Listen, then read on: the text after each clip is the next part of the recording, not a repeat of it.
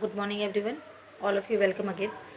Online classes. This is Sarita Yadav from Center Public Academy, Sahdwara, Azamgarh. Today, I am going to discuss about the Panchayati Raj system.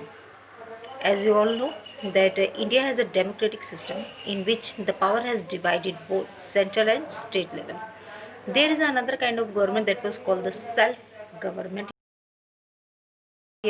In this government जैसे जो पुराने ज़माने की अगर एक मैं बात करती हूँ तो पुराने ज़माने में क्या होता था कि विलेज में किसी भी तरह का कोई भी राज नहीं चलता था, ना गवर्नमेंट का ना फुल एकदम आज़ादी थी, फ्रीडम था। वो अपने मामलों को अपने तक ही रखते थे और आपस में ही बातचीत करके उसको सुलझा लेते थे। कोई भी बाहर का व्यक्ति उनके मामलों में ना हस्तक्षेप कर सकता था और ना ही ये किसी के मामलों में हस्तक्षेप करने के लिए जाते थे। लेकिन ये जो एक व्यवस्था थी ये एक टेम्परेरी में चला, क्योंकि गांधी जी ने एक जो स्वप्न देखा था पंचायती राज सिस्टम का, जिसके अंतर्गत उन्होंने बोला कि Panchayati Raj system would help the poor, कि जो पंचायती राज सिस्टम है वो गरीब व्यक्तियों की हेल्प करेगा। कैसे?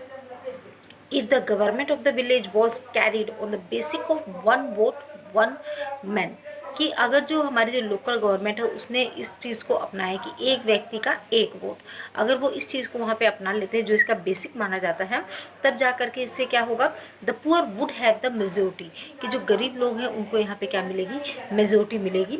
If the united they could reset the power of the rich, अगर वो एक साथ एकजुट हो जाते हैं तो वो ऐसे में क्या करेंगे, जो उस समय के जो अमीर व्यक्ति थे जो उन्हें हमेशा दबा करके रखना चाहते थे, वो उसके लिए क्या कर सकते हैं, एक तरह से कंपटीशन या फिर उनकी जो ताकत है उसको वो वहाँ पे आधा भी कर सकते थे। Gandhiji's dreams come true when the three tiers of system of Panchayati Raj was instated in the village level.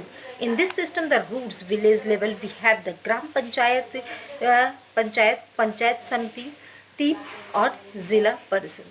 Gandhi ji का ये जो स्वप्न था ये तब जाके संपूर्ण हुआ जब लोकल लेवल गवर्नमेंट को 3 अलग अलग खंडों में बांटा गया, जिसमें से पहला आता है आपका ग्राम पंचायत, दूसरा आती है आपकी पंचायत समिति, तीसरा आता है यहाँ आपकी जिला परिषद।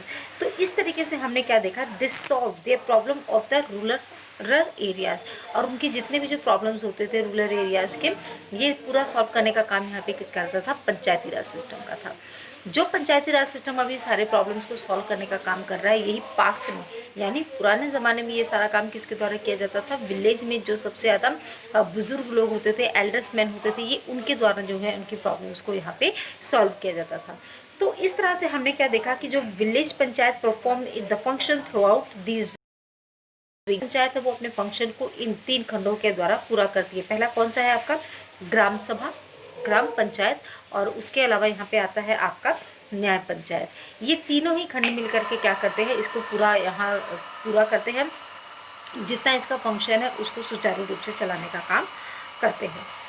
तो सबसे पहले हम इसके अंदर डिस्कस करेंगे ग्राम सभा।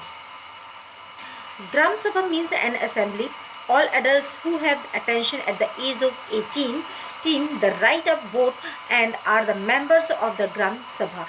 Each village has the Gram Sabha, or 2 or 3 small villages combined come under the Gram Sabha. ग्राम सभा, जैसे कि इसके नाम से ही पता चलता है कि क्या है, ग्राम सभा मीन्स ये एक असेंबली का काम करता है, और इसके अंतर्गत क्या है, जितने भी 18 साल के ऊपर के जो लोग हैं उन्हें यहाँ पे राइट दिया गया है ताकि वो इसके अंदर आके वोट दे सके और अपने लिए एक मेंबर का यहाँ पर चुनाव कर सकें।